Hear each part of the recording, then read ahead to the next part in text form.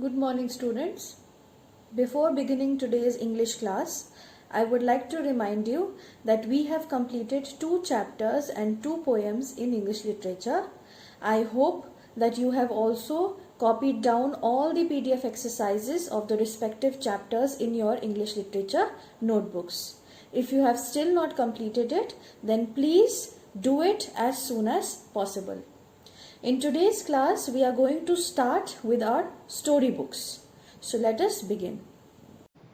This year in grade 3, 4 Forest Friends and Other Panchatantra Tales by Suvir Kaul is included in your syllabus.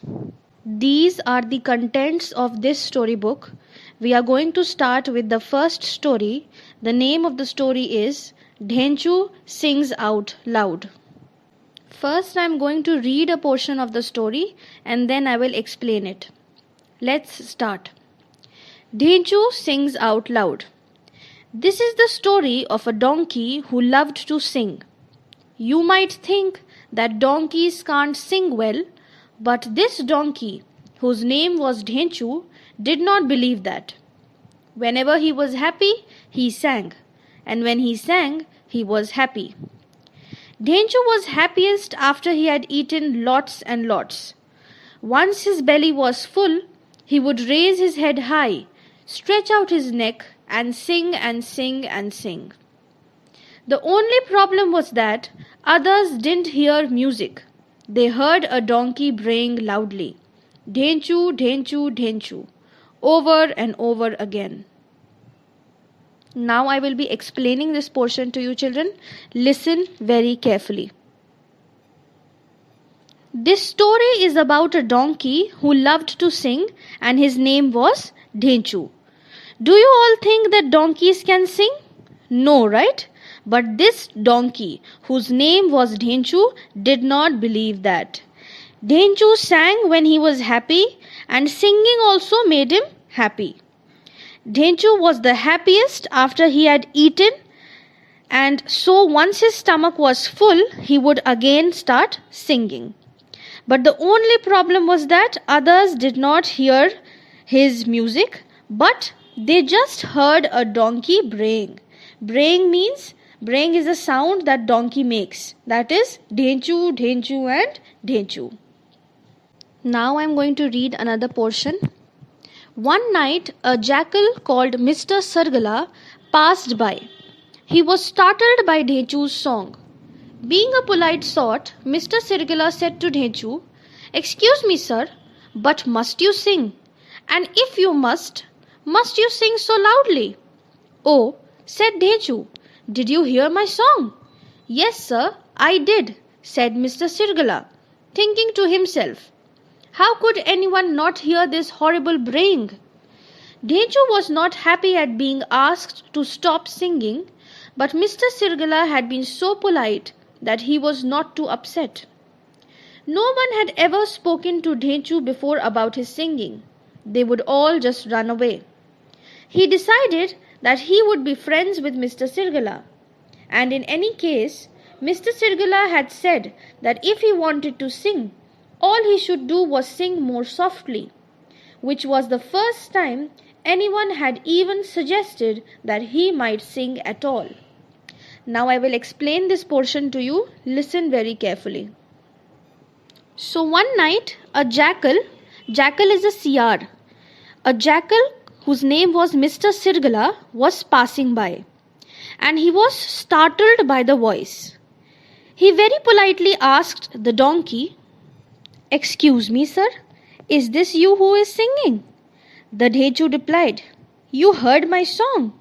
The jackal says, "Of course, but why were you singing so loudly? It will be better if you sing softly." Dhenchu not at all liked what jackal has said, but he was not too upset, because this was the first time that someone had actually talked with Dhenchu about his singing. Now I am going to read another portion. "Well," said Dhenchu to the jackal, "the fact is that when I have eaten lots of food, I am so happy that my voice soars and I sing, Dhenchu, Dhenchu, Dhenchu. till the sound bounces off the sky and the stars. Ah, said Mr. Sirgala, who was searching for food himself. Do you often eat so well that you must sing so loudly and so long? Yes, replied Dhenchu. At night, when the villagers cannot see me, I jump over the low fences around the vegetable and fruit fields, and then I can eat and eat and eat, and then sing and sing and sing, thought Mr. Sirgala, but he very politely said nothing and only smiled. Now I will explain this portion to you. Children, listen very carefully. Now Mr. Sirgala asks Dhenchu that how he sings so loudly and for so long. So Dhenchu tells Mr. Sirgala that when he has eaten lots of food, he gets too much happy and so his voice roars till it reaches the sky. Mr. Sirgala, who was searching for food himself, asks Dhenchu that from where he gets so much food to eat. Dhenchu tells that at night, when the villagers are asleep, then he jumps over the fences around the vegetable and fruit fields, and then he eats as much as he wants. Now I am going to read another portion. As the jackal did so, a thought crossed his mind. If he became friends with Dhenchu, perhaps the donkey would carry him across the fences too, so that he too could eat his fill, not of the vegetables and fruit, but of the rats and mice and little snakes that lived in those fields. Times were hard, and Mr. Sirgala had not eaten well for days. The thought of food brought a gleam to his eyes. Well, sir, Mr. Sirgala said to Dhenchu, why don't you practice your songs softly in the forest during the day? I will listen to you and help you sing better. At night, you can take me with you into the village gardens so that we can eat. Then, when we are full, you can come back to the forest and perform a proper concert as loudly as you want under the stars and the moon. Now I will explain this portion to you, children. Listen very carefully. Mr. Sirgala had not eaten from many days and he was searching for food himself, so he got an idea that if he became friends with Dhenchu, then maybe Dhenchu would carry him to the fruit fields where he could eat the rats, mice and little snakes that lived in those fields. So Mr. Sirgala asks Dhenchu to practice singing softly during the day, and at night asks Dhenchu to take him to the village garden so that they both can eat. Mr. Sirgala says Dhenchu that later at night, once your belly will be full, you can come back to the forest and perform for a huge concert as loudly as you wished. Now I am going to read another portion. Dhenchu could hardly believe his ears. A jackal wanted to help him become a great singer, and all he had to do in return was carry him over the low fences into the vegetable gardens. This was a bargain. This was friendship. This was the first step on his journey to become a singing star. For this was Dhenchu's secret ambition, to sing songs that all the animals of the forest and all the villagers around would love to hear. Often he imagined himself singing away while the audience around him clapped and cheered and demanded one more song and yet another. Now I will explain this portion to you. Listen very carefully. Dhenchu was very happy. He could not believe that a jackal wanted him to become a good singer. So he quietly agreed to Mr. Sirgala's idea to carry him over the low fences to the fields. It was always Dhenchu's dream to perform in a concert where he could sing as loud and as long as he wanted. And he also imagined many times before performing, while other villagers clapped and cheered, once more, once more. Now I am going to read another portion. Oh yes, said Dhenchu to Mr. Sirgala, that is a lovely idea, and I'll be very happy to take you to the gardens. And before that, Practice in the forest while you listen. The sun was high in the sky by the time they got to the forest. All the animals in the forest were sleeping in the heat. Imagine their shock when they heard Dhenchu start singing, Dhenchu, Dhenchu, Dhenchu, and then some more, Dhenchu, Dhenchu, Dhenchu. They first hoped the braying would stop, but of course it wouldn't, for Dhenchu was practicing for his first big concert. Now I will explain this portion to you. Listen very carefully. So now Dhenchu started practicing for his night's concert. It was daytime and sun was at its peak, and all the animals in the forest were sleeping, and Dhenchu began singing. The other animals hoped that he would stop singing, but he did not stop, because for him he was preparing for his big concert. Now I am going to read another portion. One by one, the animals groaned and began to leave the forest. First, the birds flew away, and then the rabbits scampered off, and the squirrels and the porcupines and the foxes left too. Finally, the mother leopard also could not stand it anymore, and she woke up her sleeping cubs, and they too strolled away. And Mr. Sirgala, he gritted his teeth and smiled and thought only about all the wonderful food he would eat that night in the village fields. Now I will explain this portion. Children, listen very carefully. So when Dhenchu began singing, one by one the animals began leaving forest because they could not bear, they could not tolerate his singing. So first the birds flew away, then rabbits ran off, then squirrels, porcupines and foxes. Finally, even the mother leopard could not tolerate Dhenchu's singing, so she woke up her sleeping cubs and they too walked away. Mr. Sirgala kept smiling, thinking about all the wonderful food he would get to eat at night in those fields. Now I will read another portion. And once the sun went down and darkness fell, Dhenchu took Mr. Sirgala to the edge of the vegetable gardens, put him on his back, and jumped over the fence. What a feast lay ahead of them! Green cucumbers, orange pumpkins, and juicy watermelons for Dhenchu, and lots of rats and small animals for Mr. Sirgala. And they ate and ate as the moon rose, and they ate till they could not eat no more. Now I will explain this portion to you. Listen very carefully. So now it was almost night. Dhenchu carried Mr. Sirgala to the edge of the garden, put him on his back, and then jumped over the fence into the fields. Why were they going to the fields? To eat the vegetable, because Dhenchu wanted to eat the vegetable and fruits, and Mr. Sirgala wanted to eat the animals in the fields. So there were cucumbers, pumpkins and juicy watermelons in the fields for Dhenchu, and lots of small animals for Mr. Sirgala to eat. They started eating as much as they wanted to eat.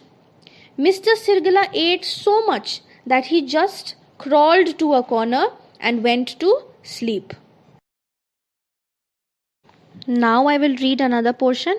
Mr. Sirgala had not eaten so much in weeks and months. He was so full he crawled to a corner and fell asleep. Dhenchu did not even notice, because he was ready to begin his concert. And begin he did, and out flowed his wonderful crowd-pleasing songs. Dhenchu, Dhenchu, Dhenchu, and so on. Now I will explain this portion. Listen very carefully. So, like I said, Mr. Sirgala ate so much that he crawled to a corner and he went to sleep. But Dhenchu did not notice that Mr. Sirgala had slept. He just could not wait to start his concert, and so he began his singing. And he started singing Dhenchu, Dhenchu, Dhenchu, and so on. Now I will read another portion. Mr. Sirgala jumped awake and ran to warn Dhenchu to stop, because in the light of the moon all the villagers would be able to see the donkey who had eaten their vegetables. "Enough! Enough!" he shouted. "You will wake them up! You will wake them up!